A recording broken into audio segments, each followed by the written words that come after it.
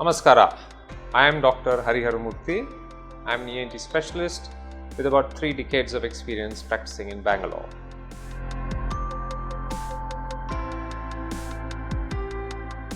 Snoring is not normal, though it is common.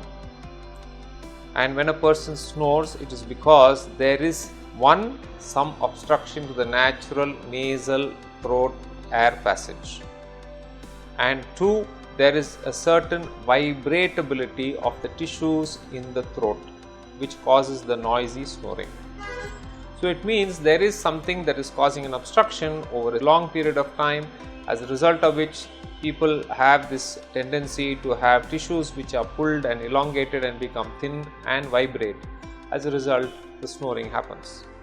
It can also happen in people who are having thyroid deficiencies, and it's imperative that you check for that.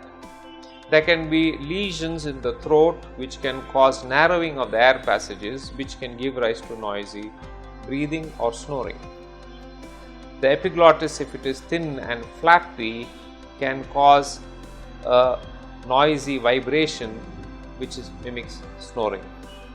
There are multiple causes of snoring, and along with that there can be sometimes limb movements which are because the person also has the more sinister of the two, which is called as sleep apnea.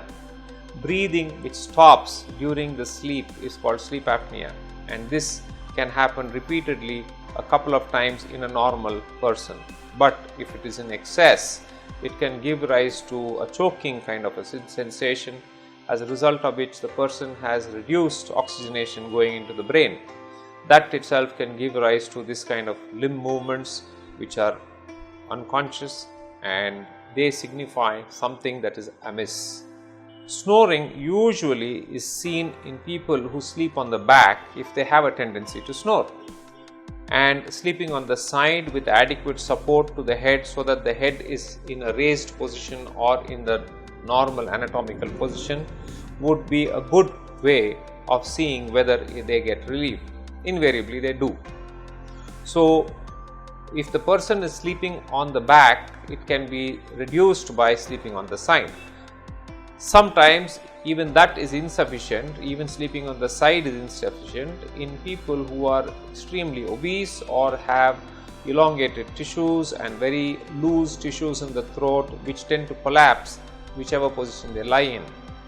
So this is one good practice to try and see if sleeping on the side helps. Otherwise, make sure you meet your doctor.